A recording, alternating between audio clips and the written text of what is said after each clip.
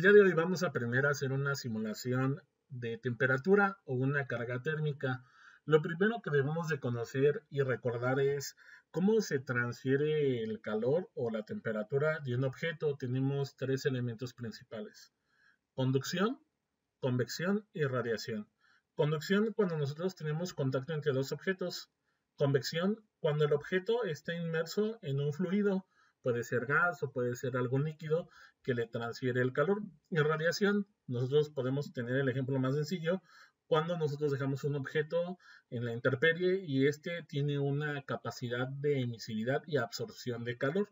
Entonces, conociendo esas características, vamos a ver en esta pieza cómo podemos nosotros hacer un análisis de estudio de carga térmica. Lo primero que debemos de conocer es cómo nosotros queremos o qué es lo que queremos nosotros conocer con ese estudio de carga térmica. Por ejemplo, en las piezas mecánicas o metalmecánicas tenemos un elemento muy importante de generación de calor, que es la fricción. En los motores de combustión interna el aceite sirve como lubricante, pero también sirve como enfriador.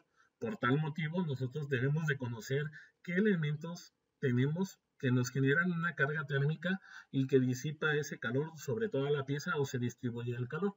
Es por eso que esta parte nos vamos a enfocar a ver cómo nosotros podemos encontrar la distribución de calor en esta pieza. Voy a mostrarles cómo se fabrica este pequeño elemento. Voy a trabajar con ingeniería inversa. Voy a enseñarles el croquis, control 8. Primero, qué es lo que se hizo, que son los elementos de la base. Luego vamos a trabajar con una pequeña saliente que se formó en la parte de abajo. Se hizo un pequeño chaflán. Posteriormente se hizo la revolución. Les voy a mostrar el elemento de revolución, control 8. Y tenemos las características de nuestro elemento de revolución. ¿Sí? Vamos a ver algunos redondeos que nos van dando ya la forma de nuestra pieza y el corte que se hizo para tener o formar ese pequeño elemento. Entonces, control 8. Nosotros ya estamos formando nuestra pieza de tal manera.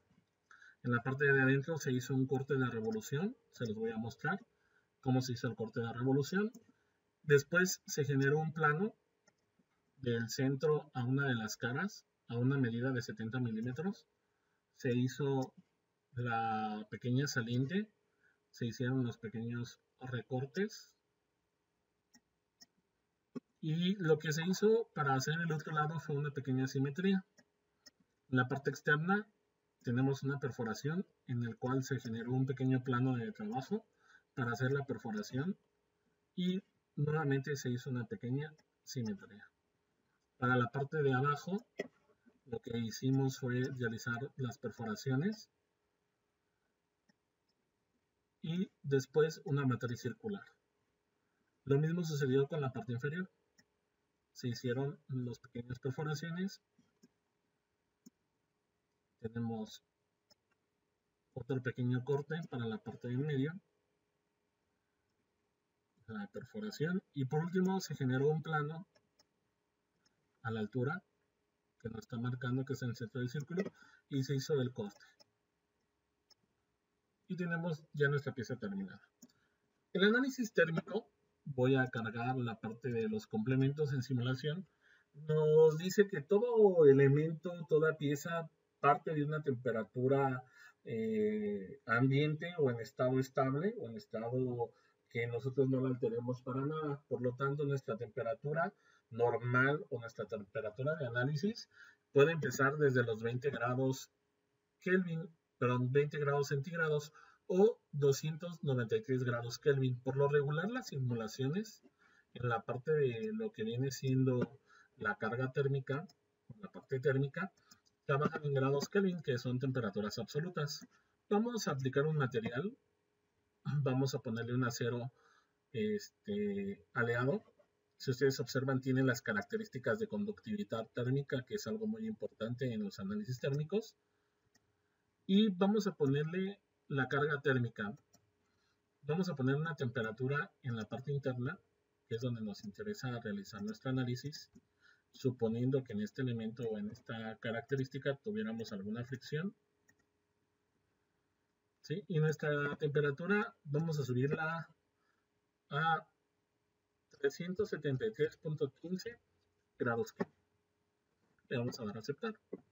Vamos a hacer otra carga térmica, que va a ser la carga del exterior.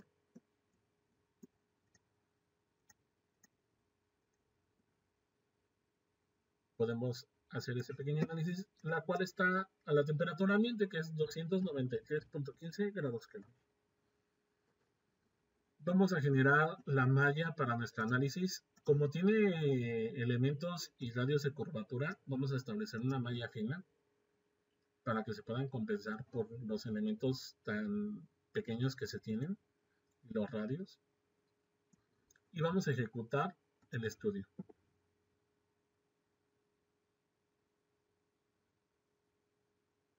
Ok, vamos a ver cómo se distribuye la temperatura desde el interior hasta el exterior. Suponiendo que nuestra pieza, como les comentaba, tuviéramos una temperatura en el exterior de 20 grados centígrados o 293.15 grados Kelvin, como es muy grande la pieza, la temperatura del exterior permanece uniforme. Lo que nos va a cambiar, y es lo que nosotros tenemos, es cómo incrementa la temperatura o cómo va incrementando del interior, que son la diferencia de 100 grados o 373.15 grados Kelvin, hacia el exterior. Si ustedes observan, el espesor de pared es lo suficientemente grande para que toda la pieza, de manera general, tenga una disipación de calor. En este caso, nosotros estamos viendo cómo la parte interna, que son los elementos que seleccionamos, contienen su temperatura máxima y van cambiando hacia el exterior. Vamos a ver esta perforación y vemos cómo va cambiando en función de las características. Un elemento importante es nuestra gama de colores, nos representa cómo va aumentando la temperatura desde la temperatura inicial hasta nuestra temperatura final, y esto se ve reflejado en nuestro pequeño diagrama. Lo podemos ver en la parte de abajo, cómo va cambiando de colores y cómo se va disipando el calor. Si nosotros vemos este análisis, estaríamos viendo la parte de resultados de cómo nuestra pequeña pieza va cambiando de calor o su calor va incrementando o disminuyendo dependiendo de las cargas térmicas donde fueron colocadas.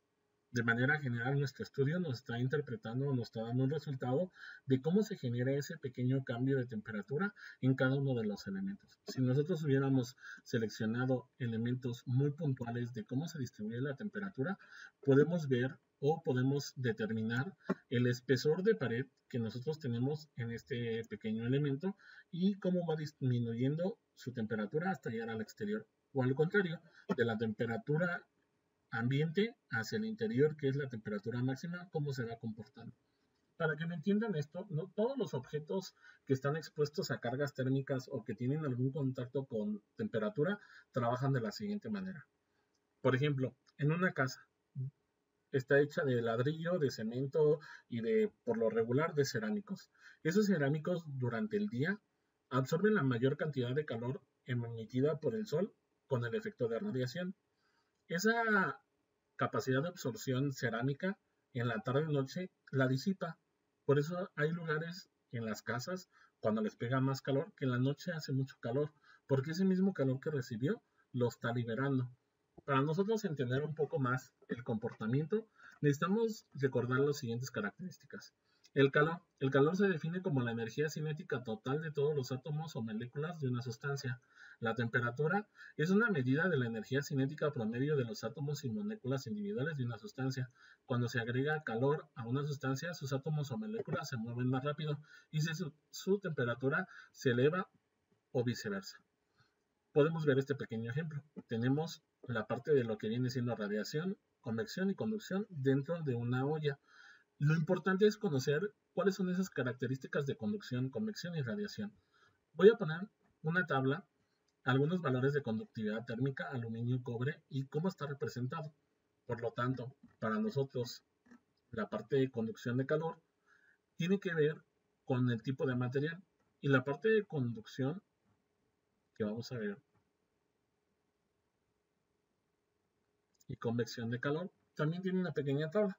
Valores típicos de los coeficientes de radiación para gases líquidos con convección libre. ¿Qué significa esto? que no tenemos ningún elemento que lo force, como ventiladores, extractores, etcétera. Cuando estamos hablando de convección forzada es cuando tenemos algún ventilador, algún extractor. Ahora, vamos a ver la parte de radiación. En radiación tenemos una característica muy particular para los elementos de radiación. Nosotros debemos de conocer lo siguiente, de manera práctica. Todos los elementos que han sido radiados o están sometidos a una radiación de calor, ¿sí? Tenemos la parte de absorción de calor por parte de los elementos. Esa absorción de calor o esos elementos que tienen una absorción de calor, ¿sí? Van a estar determinados por una curva. Entonces tenemos una intensidad de radiación de un cuerpo negro, por lo regular. Entonces tenemos objetos que tienen colores diferentes, van a tener diferente longitud de onda en la radiación de calor.